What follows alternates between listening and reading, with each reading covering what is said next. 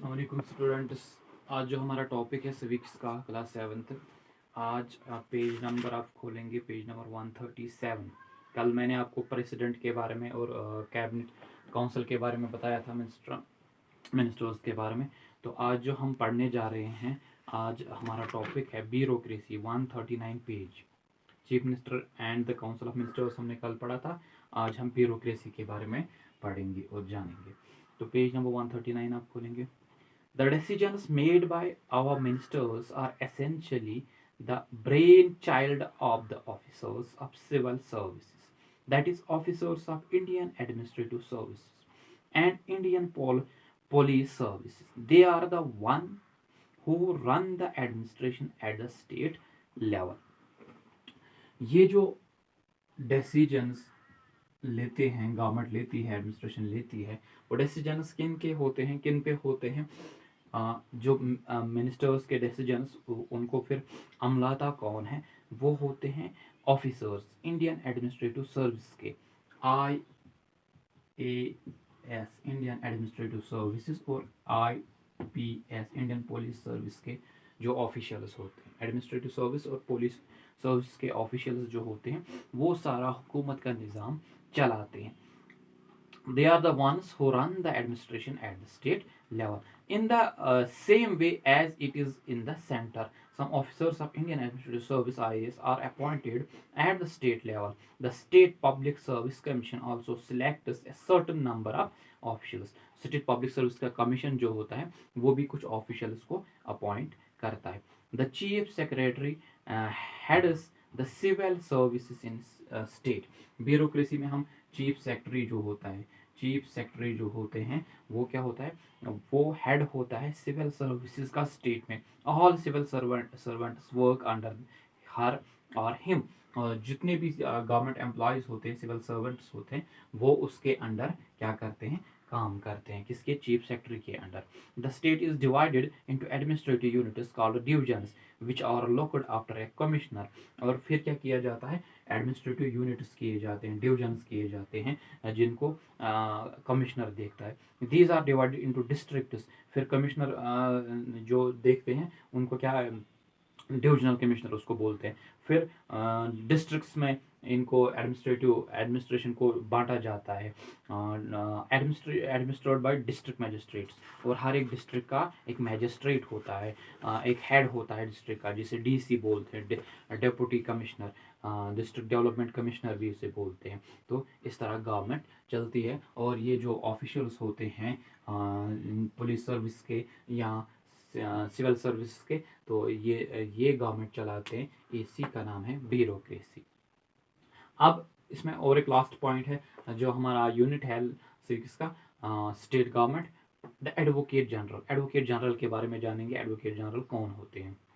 Every state has an official called the Advocate General who gives advice to the executive on legal matters and performs other legal functions assigned by the governor. हर एक state में क्या होता है? एक official होता है, जिसे advocate general कहते हैं, जो एडवाइसेस देता है किसको? एग्जीक्यूटिव को लीगल मैटर्स पे, और लीगल फंक्शंस जिसे दी गई होती है गवर्नर से वो पावर्स देता है। Only a person qualified to be a high court जज is eligible for the post. इस पोस्ट के लिए कौन एलिजिबल होता है? जो क्वालिफाई होगा हाई कोर्ट जज। Only a person qualified to be a high court जज, जो हाई कोर्ट जज बन सकता है, जो हाई कोर्ट जज होगा, is eligible for the post. जिस एडवोकेट जनरल के लिए वही एलिजिबल होता है जो हाई कोर्ट जज रहा होगा। The advocate general can take part in the proceedings of the state legislature but does not have the same right to vote. ये जो होते हैं एडवोकेट जनरल हर एक स्टेट में, can take part in proceedings of the state legislature. State legislature की proceedings में ये part, ये अपना हिस्सा, ये अपना ताउन देते हैं, लेकिन इसे वोट डालने का हक नहीं होता। ये थे एडवोकेट जनरल। तो हमने इस यूनिट में जो पढ़ा स्टेट गवर्नमेंट के बारे में, मैंने आपको बताया bureaucracy, advocate general, chief minister, council of ministers, हमने गवर्नर के बारे में जाना, हमने एग्जीक्यूटिव और लेजिस्लेटिव पावर्स, गवर्नर के पावर्स यानी और composition of legislative assembly, legislative council किसे कहते हैं। ये था लेसन नंबर 4 स्टेट गवर्नमेंट। तो इस तरह हमने फोर्थ लेसन क्या किया, कंप्लीट किया। अब इस वीक का जो है और एक लेसन, नेक्स्ट लेसन जो है वो है मीडिया एंड डेमोक्रेसी। मीडिया क्या रोल प्ले करता है डेमोक्रेसी में, हाँ जमहूरियत में मीडिया का रोल। तो हम देखेंगे we are living in an age, ये लेसन नंबर 5 है। अब हम लेसन नंबर 5 देखेंगे सिविक्स का। लेसन नंबर 5 ये इसमें ज़्यादा कुछ नहीं है, छोटा सा टॉपिक है। मैं आपको बता दूं कि मीडिया का काम क्या होता है डेमोक्रेसी में। We are living in an era age when means of communication are growing at very fast rate, bringing the world closer with better understanding. In our daily lives, each one of us make use of various forms of communication, newspapers, radio, television, और क्या magazines, internet, films, letters, posters, emails, public meetings extra और common means of communication. जो नाम मैं बता रहा था इनको हम बोलते हैं means of communication. Means of communication में ये आते हैं सारे। और कौन कौन से, जैसे मैं बता रहा था newspaper, radio, television, magazines, internet, films, letters, posters, emails, ये सारे किन में आते हैं, मीन्स ऑफ कम्युनिकेशन में। When we use these channels to communicate to the public और message then they are called media. जब हम इन्हीं का यूज़ करेंगे, अगर हम मोबाइल के थ्रू, अगर हम सोशल मीडिया के थ्रू अगर हम न्यूज़पेपर्स या रेडियो या टेलीविजन के थ्रू लोग उन तक पहुँचे, लोग उन तक अपनी बात पहुँचाए, तो इसको हम बोलते हैं मीडिया। इसी चीज़ को मीडिया बोलते हैं। मीडिया के जरिए क्या करना, लोगों तक पहुँचना। यही हमारा टॉपिक भी है, मीडिया और डेमोक्रेसी। डेमोक्रेसी में मीडिया का रोल क्या है। Media is the plural form of the word medium. Media जो है ये प्लूरल फॉर्म है किसकी, मीडियम जो है उसकी प्लूरल फॉर्म है। It refers to be to the different ways through which we communicate in society. इसका मतलब हो गया मीडियम, या मीडिया का मतलब हो गया कि अलग अलग तरीके जिनसे हम सोसाइटी तक पहुंचते हैं, सोसाइटी तक अपनी बात पहुंचाते हैं। The forms of media that can reach a very large number of people at the same time are together called mass media. ये जो फॉर्म्स होते हैं, जैसे मैं अभी बता रहा था, radio, television, newspapers, internet, social media, internet जो है, तो ये जब क्या होता है, ये जब एक साथ अगर हम इसको मिलाए तो इसको बोलते हैं mass media. Some examples are radio, television, newspapers, magazines, and in the internet. Mass media इसको बोलते हैं। Communication has been defined as the passing of idea, information, attitude from one person to another person. Communication किसको बोलते हैं, अपनी बात एक ये जो बात है लोगों की या कोई बात एक इंसान से दूसरे इंसान तक पहुंचाने को कम्युनिकेट बोलते हैं, कम्युनिकेशन बोलते हैं। Technological invention such as the telegraph, telephone, gramophone, wireless television, transistor, and the portable radio named after it, yeah, and the computer chip, the internet, mobile, camera, phones, and the use of satellite brought about a revolution in communication. तो communication में ये जो नई नई inventions हुई है, इसने क्या इनकलाब लाया है, एक किसमें, हाँ इस दुनिया में, मीडिया की दुनिया में हलचल मचा दी है। Radio plays and dramas were some of the methods which by which communication was practiced in the olden days. But as the technology advanced, electric and print media emerged and new means of communication. अगर हम पिछले ज़माने में देखें सिर्फ radio use होता था, सिर्फ रेडियो बने थे, लेकिन आजकल आप देखते हैं इंटरनेट के थ्रू अब हम रेडियो टेलीविज़न भूल गए हैं, अब हम सोशल मीडिया साइट्स पे ही सब कुछ देखते हैं। अब हम स्मार्टफोन, मोबाइल फ़ोन्स के ज़रिए ग्लोबल विलेज बन गई है पूरा वर्ल्ड। तो ये आपने देखा होगा, ये क्या है, टेक्नोलॉजी है, मीन्स ऑफ कम्युनिकेशन अब ईजी हो गए। तो ये कि प्रिंट मीडिया यानी न्यूज़पेपर्स जो है, जो मैगजीन्स छपते हैं, उनसे सोसाइटी, डेमोक्रेसी को, लोगों को कैसे फ़ायदा पहुंचा, इस यूनिट में वही सब कुछ है। और इसमें जो इम्पोर्टेंट पॉइंट है वो है role of media in democracy.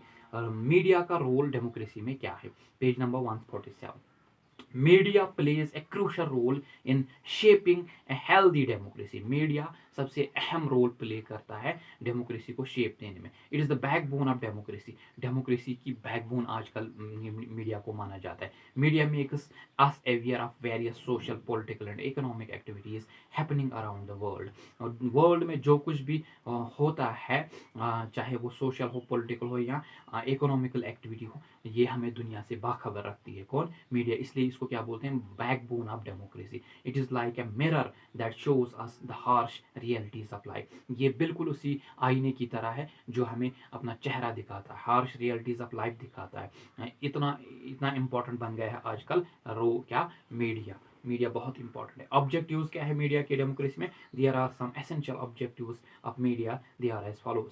Separation of news and business internet of the management is an important objective of media. Media का सबसे अहम जो काम है वो है सेपरेट करना, किसको? न्यूज़ को बिजनेस इंटरेस्ट के लिए। बिजनेस के लिए मीडिया न्यूज़ पे जो मीडिया है इसका सिर्फ यही काम था कि लोगों तक सच पहुंचे। बिजनेस के लिए अपनी चैनल्स का टीआरपी बढ़ाने के लिए ये मीडिया नहीं बना था, बल्कि लोगों तक सच्चाई पहुंचाने के लिए।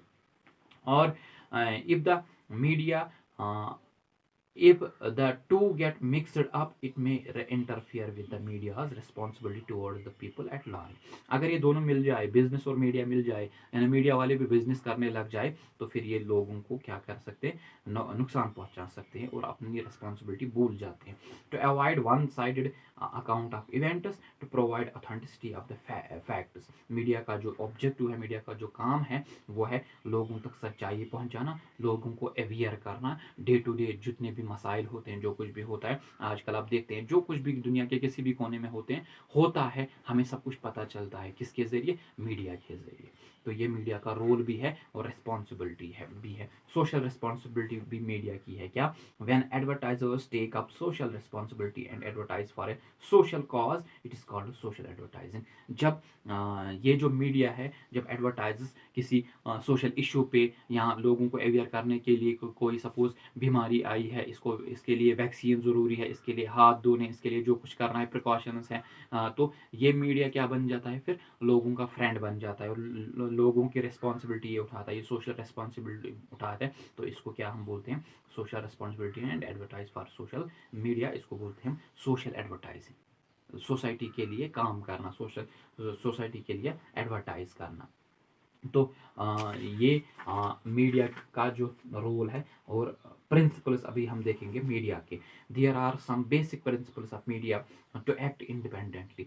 मीडिया का जो पहला प्रिंसिपल है, ये अकेले किसी के दबाव में नहीं, किसी के अंडर नहीं, या कोई इससे करवाता नहीं। जो सच होता है, रियलिटी होती है, वो इंडिपेंडेंटली ये क्या लोगों के सामने लाता है। To seek truth and report it. Truth को, सच्चाई को जानना और फिर लोगों तक उसे पहुंचाना, रिपोर्ट करना। To see that less harm is done and be accountable. इसका काम, मीडिया का जो काम होता है वो होता है कि लोग कम नुकसान पहुंचे, किसी भी जगह कहीं भी जो कुछ भी हो, लोग उससे अवेयर हो जाए और उससे कम नुकसान पहुंचे और ये अकाउंटेबल रहे, जवाब दे रहे। और good faith means that journalists should be able to function with freedom according to one's professional judgment। और जर्नलिस्ट जो भी होते हैं, जो मीडिया कवर करते हैं, मीडिया न्यूज़ जो कवर करते हैं, वो क्या होने चाहिए? वो फ्री होने चाहिए, किसी पार्टी के नुमाइंदे नहीं होने चाहिए, या किसी को सपोर्ट नहीं करने चाहिए, बल्कि जो सच्चाई होगी वही लोगों तक पहुंचाए। To be responsible and impartial, ये होने चाहिए क्या? रेस्पॉन्सिबल। ये ऐसे पर्सनस होने चाहिए मीडिया में, और जर्नलिस्ट ऐसे होने चाहिए जो क्या करे? निडर होके काम करे, जो सच्चाई होगी वो लोगों तक पहुंचाए। तो ये था। इसमें और एक पॉइंट है right to information act, RTI. Media में और एक पॉइंट जो पढ़ना है, डेमोक्रेसी एंड मीडिया, वो है आरटीआई किसे बोलते हैं। In October 2005 the RTI act was passed. Right to information act was passed and has given people the right to information. Through this act, people could learn and know on demand about the happening in government। इस act के तहत government ने 2005 में एक act बनाया जिसका नाम रखा right to information, RTI। R stands for right, T stands for to, right to information, I stands for information, right to information. ये कब बना? ये एक्ट बना 2005 में। इसके ज़रिए क्या होता है कि गवर्नमेंट के किसी भी डिपार्टमेंट में जो कुछ भी काम होता है, एक आम इंसान एक एप्लीकेशन भर के ये जान सकता है कि गवर्नमेंट के पास इतने पैसे थे, उसने वो कहाँ खर्च किए, उसने कौन सा काम, जो किसी इंसान ने कोई एप्लीकेशन दी थी या कुछ काम था उसे, वो काम हुआ क्यों नहीं टाइम पे। तो ये सब कुछ जानने का हक लोगों को मिला, कॉमन पर्सन को मिला। ये किससे मिला? राइट टू इंफॉर्मेशन एक्ट से, जो 2005 में लागू किया गया। Or the government has to give the needful information to public within 30 days or at less time within 24 hours in case the matter is serious। अगर मैटर सीरियस होगा, suppose किसी इंसान ने कोई काम करना था तो उसका वो काम नहीं हुआ, वो एप्लीकेशन भर के राइट टू इन्फॉर्मेशन एक्ट करके 30 डेज में उसको वो ऑफिशियल जवाब देगा। अगर ज़्यादा ही कुछ ज़रूरत होगी तो 24 घंटों में उसे वो गवर्नमेंट उसे जवाब देनी चाहिए कि ऐसा जो उसके साथ कुछ काम जो उसका था वो हुआ क्यों नहीं, उसमें क्या कुछ हुआ। This act has made the departments officers are more accountable to public. इससे क्या हुआ, जितने भी डिपार्टमेंट्स थे वो ज़्यादा जवाब दे रहे लोगों के सामने, यानी लोग उनसे पूछ सकते हैं आज भी कि जितने फंड्स आए आपने वो कहाँ खर्च किए, क्या कुछ किया। तो लोगों को इससे बहुत ज़्यादा हुकूक मिले। RTI is applicable all over India accept Jammu and Kashmir.